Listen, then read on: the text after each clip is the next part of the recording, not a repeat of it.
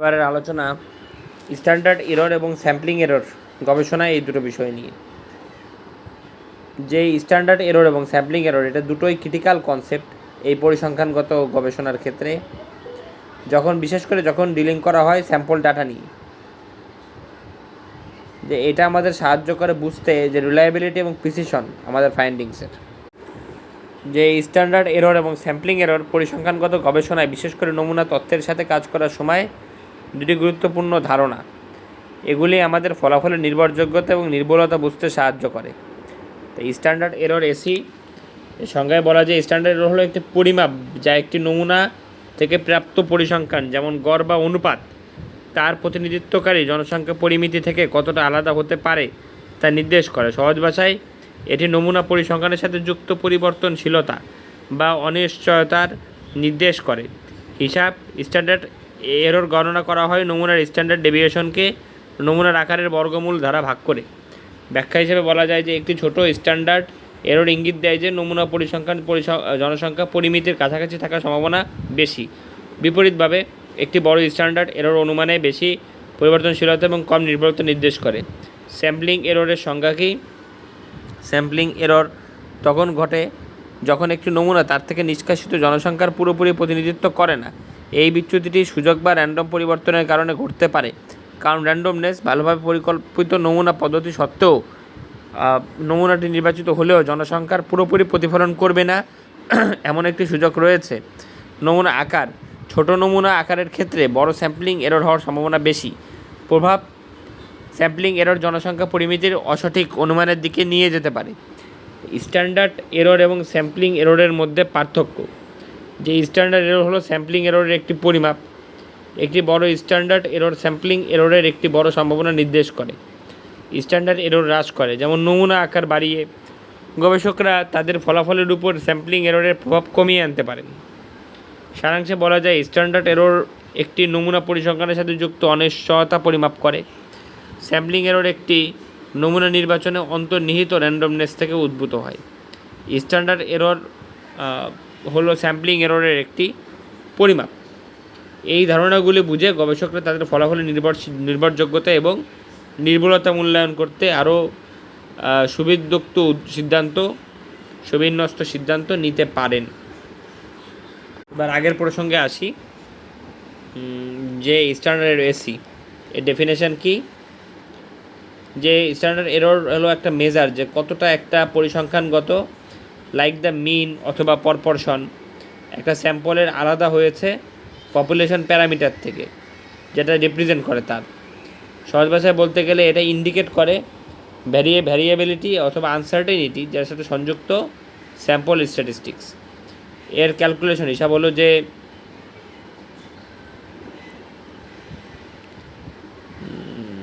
এই standard error এটা calculated হয় ডিভাইডিং করে স্ট্যান্ডার্ড ডেভিয়েশন বিচ্যুতি, স্যাম্পলের স্ট্যান্ডার্ড ডেভিয়েশন বিচ্যুতি কিসের ধারা? স্কোয়ার রুট এই স্যাম্পল সাইজের ধারা। যে অর্থাৎ স্যাম্পল স্ট্যান্ডার্ড এরর এটি একটি পরিসংখ্যানগত যা একটি স্যাম্পলের গড় বা অন্য কোনো পরিসংখ্যান এবং জনসংখ্যার আসল গড় বা পরিসংখ্যানের মধ্যে পার্থক্যকে নির্দেশ করে। এটি একটি স্যাম্পল থেকে প্রাপ্ত তথ্যের নির্ভরযোগ্যতা এবং নির্ভরতার একটি পরিমাপ। গণনা হলো স্ট্যান্ডার্ড এরর গণনা করা হয় স্যাম্পলের স্ট্যান্ডার্ড ডেভিয়েশনকে স্যাম্পলের আকারের বর্গমূল দ্বারা ভাগ করে।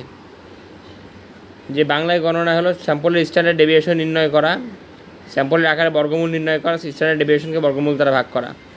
উদাহরণ জায়গায় একটা স্যাম্পল স্ট্যান্ডার্ড ডেভিয়েশন 5 এবং আকার 100, তো স্ট্যান্ডার্ড হবে 5/স্কোয়ার 100 সমান 5/10 ইকুয়াল টু 0.5।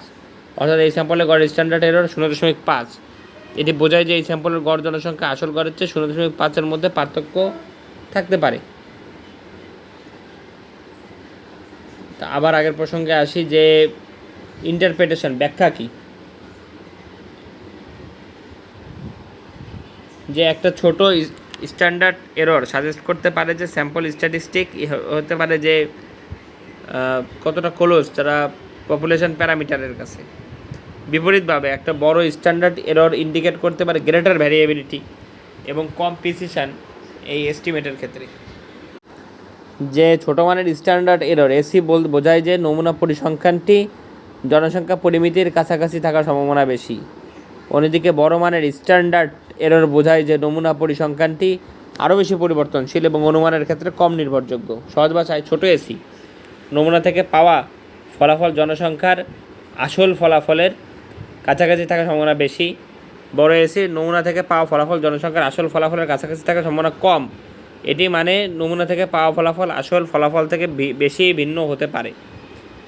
আগের প্রসঙ্গে আবার আসি, সেটা হলো 2 স্যাম্পলিং এরর। এর ডেফিনেশনে বলা যায় যে স্যাম্পলিং এরর ঘটে যখন একটা স্যাম্পল মানে পারফেক্টলি রিপ্রেজেন্ট করে না পপুলেশনকে যেখান থেকে এটা আনা হয়েছে।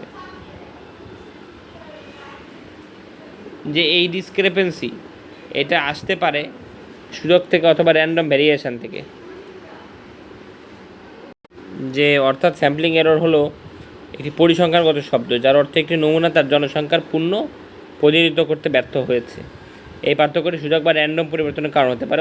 উদাহরণ ধরুন, আপনি কি বিশ্ববিদ্যালয়ের ছাত্রদের গড় বয়স জানতে চান। আপনি যদি সব ছাত্রদের জিজ্ঞাসা করেন তাহলে আপনি জনসংখ্যার পূর্ণ প্রতিনিধিত্ব পাবেন, কিন্তু যদি আপনি শুধুমাত্র 100 জন ছাত্রকে জিজ্ঞাসা করেন তাহলে আপনি একটি নমুনা দিচ্ছেন। এই নমুনাটি সমস্ত ছাত্রদের পূর্ণ প্রতিনিধিত্ব করতে পারে না। এই পার্থক্যটি হলো স্যাম্পলিং এরর হিসেবে পরিচিত। কেন স্যাম্পলিং এরর হয়? র্যান্ডমনেস। এমনকি একটি ভালো পরিকল্পিত নমুনা পদ্ধতি ব্যবহার করেও নমুনাটি জনসংখ্যার পূর্ণ প্রতিনিধিত্ব না করার সুযোগ সবসময় থাকে। নমুনা আকার, ছোটো নমুনা আকারের ক্ষেত্রে স্যাম্পলিং এরর বেশি সম্ভাবনা বেশি। স্যাম্পলিং এররের প্রভাব, স্যাম্পলিং এরর জনসংখ্যার পরিমিতির অসঠিক অনুমানের দিকে নিয়ে যেতে পারে। উদাহরণ, স্যাম্পলিং এরর হলো একটি পরিসংখ্যানগত শব্দ যার অর্থ একটি নমুনা তার জনসংখ্যার পূর্ণ প্রতিনিধিত্ব করতে ব্যর্থ হয়েছে বা হলে এটি সুযোগ বা র্যান্ডম পরিবর্তনের কারণে হতে পারে। স্যাম্পলিং এরর জনসংখ্যার পরিমিতির অসঠিক অনুমানের দিকে নিয়ে যেতে পারে।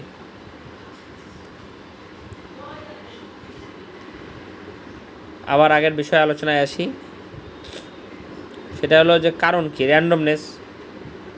যে একটা ওয়েল ডিজাইন স্যাম্পলিং মেথড থাকার পরেও যে সবসময় একটা সুযোগ থাকে যে এই মানে সিলেক্টেড স্যাম্পল এটা পারফেক্টলি রিফ্লেক্ট করবে না পপুলেশনকে। স্যাম্পল সাইজ, যে স্মলার স্যাম্পল সাইজ আরও ঘটাতে পারে একটা বড় স্যাম্পলিং ত্রুটি। প্রভাব,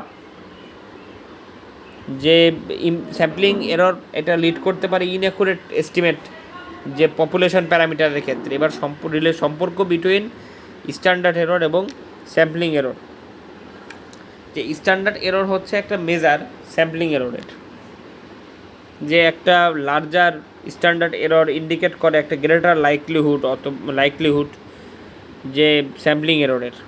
অর্থাৎ এই মানক ভ্রান্তি হলো নমুনার পরিসংখ্যান, যেমন গড় বা অনুপাত, তার জনসংখ্যার পরিমিতি থেকে কতটা বিচ্যুত হতে পারে তার একটি পরিমাপ। একটি বৃহত্তর মানক ভ্রান্তি নির্দেশ করে যে নমুনা ভ্রান্তি সম্ভাবনা বেশি। সহজ কথায় মানক ভ্রান্তি বলছে যে একটি নমুনা থেকে পাওয়া ফলাফল কতটা নির্ভরযোগ্য। যদি মানক ভ্রান্তি বেশি হয় তাহলে সেই নমুনা থেকে পাওয়া ফলাফল জনসংখ্যার প্রকৃত ফলাফলের কাছাকাছি হওয়ার সম্ভাবনা কম। আবার আগের আলোচনায় আসি, যে কমিয়ে দিয়ে স্ট্যান্ডার্ড এরর, যে কীভাবে যে বাড়িয়ে দিয়ে স্যাম্পল সাইজ গবেষকরা মিনিমাইজ করতে পারেন যে ইম্প্যাক্ট, যে স্যাম্পলিং এররের প্রভাব এরর তাদের ফাইন্ডিংসে। সামারি করলে স্ট্যান্ডার্ড এরর মানে কোয়ান্টিফাই করে যে আনসার্টেনিটি যার সাথে অ্যাসোসিয়েটেড হয়েছে স্যাম্পল স্ট্যাটিস্টিক। স্যাম্পলিং এরর আসতে পারে যে একেবারে ইনহারেন্ট অন্তর্নিহিত র্যান্ডমনেস থেকে, যে সিলেক্টিং করতে একটা স্যাম্পলের। এই স্ট্যান্ডার্ড এরর হলো একটা মেজার বা পরিমাণ স্যাম্পলিং এররের। এই কনসেপ্টগুলো বুঝে যে গবেষকরা মূল্যায়িত করতে পারেন রিলায়েবিলিটি এবং প্রিসিশন তাদের ফাইন্ডিংসের, এবং আরও ইনফর্ম করতে পারেন কনক্লুশনের সমাধানের দিকে।